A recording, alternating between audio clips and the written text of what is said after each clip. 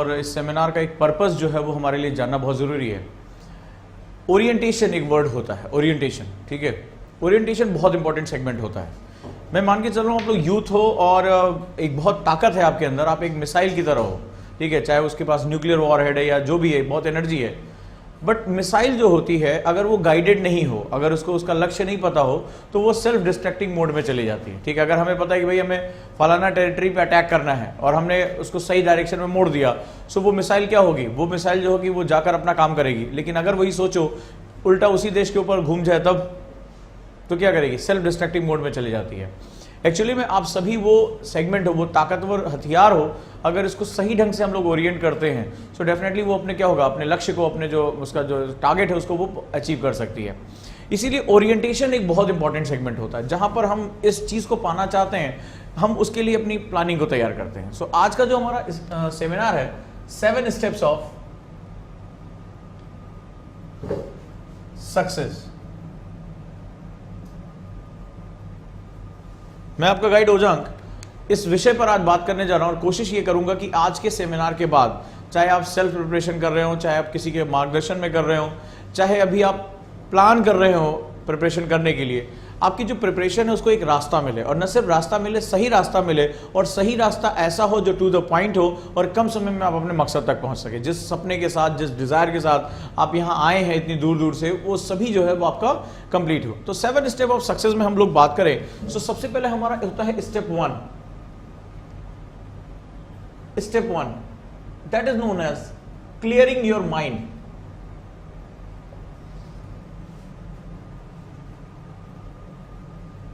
Right, अपने दिमाग को साफ करो। सबसे बड़ी बात, इस एग्जाम को आप क्यों देना चाह रहे हो, क्या कारण है आपके, और उसको कैसे करोगे, उससे पहले जो है वो जाने से पहले आपके दिमाग में जो चीजें हैं उनको बहुत ज्यादा जो है वो जो फालतू है उनको निकाल कर फेंक दो। जैसे somebody said it is one of the hardest examination, ठीक है, ये देश का सबसे कठिन इम्तहान है। कुछ लोग, कई तुमने सुना होगा, इसमें बहुत पढ़ना पड़ता है, तुमने दूसरा ये सुना होगा, इसमें बहुत ब्रिलियंट लोग जो होते हैं वो सेलेक्ट होते हैं, हर कोई इसमें सेलेक्ट नहीं हो सकता, वो जो बहुत प्रिविलेज है वो सेलेक्ट होते हैं। ये पढ़ा होगा ना, जिसका बहुत बैकग्राउंड होता है, जिसके घर में कोई IAS PCS होता है, वही सेलेक्ट होता है। तो सबसे पहले अपने दिमाग से ये सारा जो कूड़ा है वो निकाल कर फेंक दो, ठीक है। ना तो ये देश का सबसे टफ एग्जाम है, ना तो इसमें बहुत ब्रिलियंट लोग सेलेक्ट होते हैं, ना तो इसमें जो है वो बहुत ज्यादा आपको लंबे घंटे जो आपके मेजरमेंट के होते हैं वो कोई आपके सफलता का मानक हो सकता है, और ना इसमें आपकी पृष्ठभूमि की, आप बहुत अमीर घर से हो, बहुत प्रिविलेज हो, आपके घर में IAS PCS होंगे तभी आप IAS बनेंगे, ये सारी चीजों को निकालकर पहले बाहर फेंक दो, ठीक है। अगर आपकी स्ट्रैटेजी सही है तो ये देश का सबसे ईजी एग्जामिनेशन है। 12th क्लास लेवल तक के जो क्वेश्चन है वो पूछे जाते हैं, जनरल अवेयरनेस के क्वेश्चन होते हैं, कोई बड़ी विद्वता नहीं होती, और यूपीएससी खुद कहता है कि हम अभ्यर्थी की जो है वो सामान्य योग्यता चेक करना चाहते हैं, उसका एक जो है वो एटीट्यूड चेक करना चाहते हैं, उसकी मेमोरी चेक करने नहीं जा रहे हैं, वो कितना रट कर बैठेगा। ये यूपीएससी हमेशा अपने नोटिफिकेशन में लिख कर देता है। बहुत ज्यादा ब्रिलियंट लोगों का एग्जाम है तो भैया 50% लोग तो ऐसे होते हैं जो कभी फर्स्ट डिवीजन नहीं आए। तो इसका सीधा सा मतलब है, जहां मैं अपनी बात शुरू करने जा रहा हूं कि व्यक्ति नहीं व्यक्तित्व का इम्तहान है, राइट। और एज अ पर्सनालिटी आपको अपने आप को क्या करना पड़ता है, स्टेप बाय स्टेप बिल्ड करना पड़ता है। दीवार है, ये छत इस दीवार पर टिकी हुई है, ठीक है, इतना बोझ ये सह रही है, लेकिन ये जो दीवार है ये ईंट जोड़कर बनी हुई है। सो योर पर्सनालिटी जो होगी, वो आपकी जो व्यक्तित्व है वो रातों रात चेंज नहीं होने जा रहा है, ये स्टेप बाय स्टेप बनता है। आपको इस प्रिपरेशन में जाना पड़ता है, और अपने दिमाग को जो आप क्लियर कर लो सबसे पहले, और लिखना शुरू करो मेरे साथ, इस सेमिनार को राइट डाउन करो। जो चीजें मैं आपको बताने जा रहा हूं वो पता नहीं दोबारा आपको कभी सुनने को मिले या ना मिले, जानने को मिले या ना मिले।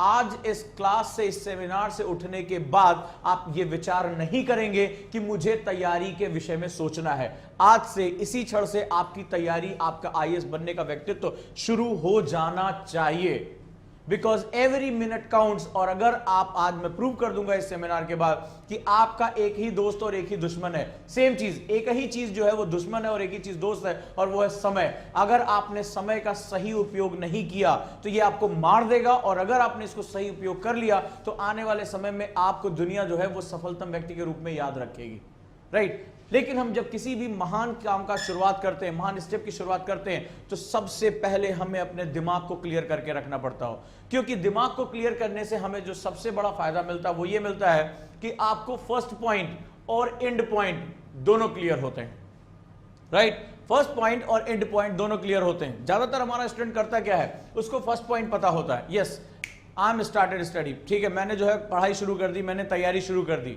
बट वो ये नहीं जानता कि मुझे इस पढ़ाई के माध्यम से कहां पहुंचना है, कैसे पहुंचना है, कब पहुंचना है, किसके माध्यम से पहुंचना है, उसको इसके बारे में कोई पता नहीं होता। लेकिन जो एक स्मार्ट स्टूडेंट होता है, राइट, जैसा कि मैं मान के चल रहा हूं, जो एक स्मार्ट स्टूडेंट होता है वो अपनी इनिशियल पॉइंट और अपने फाइनल पॉइंट दोनों के विषय में जानता है कि मुझे एक्स से वाई का जो सफर है वो कैसे, कब, किन संसाधनों के द्वारा, किसके द्वारा मुझे अपनी बात को पूरा करना है, राइट। सो यहां पर उसका विजन जो होता है वो बहुत क्लियर होता है कि मुझे अपने इस पूरे सफर को कैसे प्लान करना है, कैसे प्लान करना है। मेरा आज का दिन, मेरा कल का दिन, मेरा हफ्ता, मेरा महीना, मेरा 6 महीना और मेरा साल, ये सारी चीजें क्या होंगी, प्लान होंगी, राइट। ये सारी प्लान होंगी, इसी को हम लोग बोलते हैं स्ट्रैटेजी, रणनीति। This is known as strategy या रणनीति, और एक्चुअली में यही सब कुछ है। इफ यू थिंक, अगर मैं बात करूं, IAS is all about strategy and more than hard work, more than hard work। IAS का जो एग्जाम है वो बेसिकली आपकी रणनीति जितनी सटीक होगी, यानी पहला बिंदु और अंतिम बिंदु जितना ही ज्यादा आपका कैलकुलेटेड होगा, आपके लिए सफलता पाना इसमें उतना ही आसान होगा। सॉरी टू से, अक्सर आप लोगों को इंस्टीट्यूट बताते हैं कि बहुत कठिन एग्जाम है, बहुत मुश्किलों से जाएगा, मैं उल्टी बात कर रहा हूं। It is one of the most easiest examination in the world, ठीक है। इट इज द मोस्ट, जिसे कहते हैं general examination in the world. बहुत ही कॉमन बच्चे सेलेक्ट होते हैं, बहुत ज्यादा वो कि उनके साथ कोई बहुत ज्यादा चीजें नहीं होती हैं, बट एक ही चीज उनमें कॉमन होती है, वो अपने व्यक्तित्व निर्माण पे काम करते हैं, वो अपने फर्स्ट पॉइंट और एंड पॉइंट दोनों को क्या करते हैं, कैलकुलेट करते हैं। It's a very easy process. So अगर आप ये सोच रहे हो कि मैं आपको बहुत कोई कठिनाई वाली चीज बताऊंगा, तो रियली सॉरी, मैं आपको वो चीजें बताने जा रहा हूं जो आपको रियली में बहुत ज्यादा हेल्प करेंगी। So it is all about strategy, and it's strategy is all about nothing but the smart studies, smart studies. So you must know the rules of smart studies, ठीक है।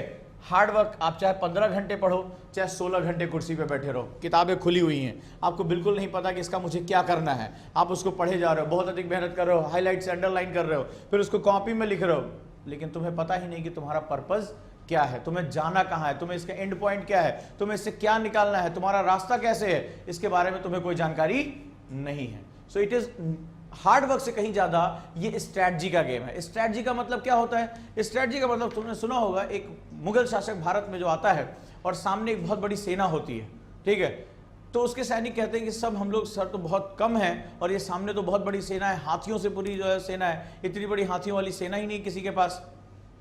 तो बोलता है कुछ नहीं करना है, इनके हाथियों को इनका दुश्मन बना देते हैं, और कहता है कि मुझे कुछ 2 धनुर्धर चाहिए, और मुझे केवल वो जो ऊपर राजा बैठा हुआ हाथी के ऊपर, क्योंकि हाथी के ऊपर बैठा हुआ सबसे ऊंचा है, तो इसलिए उस पर निशाना लगाना आसान है, एक बार उसको मार दो, इसकी सेना क्या हो जाएगी, राजा विहीन हो जाएगी, हम जीत लेंगे।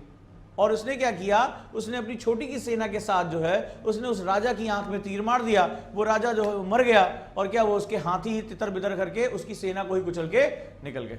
आगे इतिहास गवाह है। तो कुल मिलाकर कहानी यह है कि आपके लिए युद्ध बड़ा या छोटा नहीं हो सकता, आपके लिए जो सबसे महत्वपूर्ण है वो आपकी स्ट्रैटेजी है। You have to work on your strategy, और स्ट्रैटेजी का जो सबसे महत्वपूर्ण पॉइंट होता है, आपको अपनी सफलता के हर बिंदु के बारे में पता होना चाहिए कि मुझे कब, कहां, कैसे और किसके साथ इसको अचीव करना है। कब यानी कि मैं कैसे जाऊंगा, किसके साथ, मेरे घर में कोई है या मेरी कोई कोचिंग है या कोई मेरा टीचर है, किसके साथ अगर मैं बात करूंगा कौन कौन सी बुक्स का इस्तेमाल करूंगा, कैसे मेरी पढ़ाई के मेथड्स क्या होंगे, मेरी रीडिंग, मेरी राइटिंग, मेरी स्पीकिंग, इन सब के विषय में आपका पहले से क्या होना चाहिए, प्रिपरेशन हो जानी चाहिए। ऐसा नहीं है कि आप आने के बाद जो है वो अचानक से कुछ नया इवॉल्व करोगे। तो जो स्टूडेंट होता है वो क्या करता है, अपनी रणनीति पर पहले काम करना शुरू कर देता है। अगर वो जानता है कि मेरी कमजोरी राइटिंग है, मुझे लिखना नहीं आता, सो वो अपने दिन का एक पर्टिकुलर टाइम क्या करेगा, अपने राइटिंग पर डिवोट करेगा।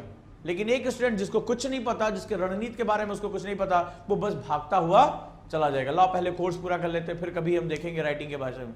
तो यहां स्ट्रेटजी आपका जो होता है वो स्टेप 1 होता है, राइट। और इसमें हमें क्या करना होता है, हमें सबसे पहले अपनी प्लानिंग फर्स्ट पॉइंट और एंड पॉइंट दोनों प्रिपेयर करने होते हैं। आप कैसे कैसे इसको जाओगे।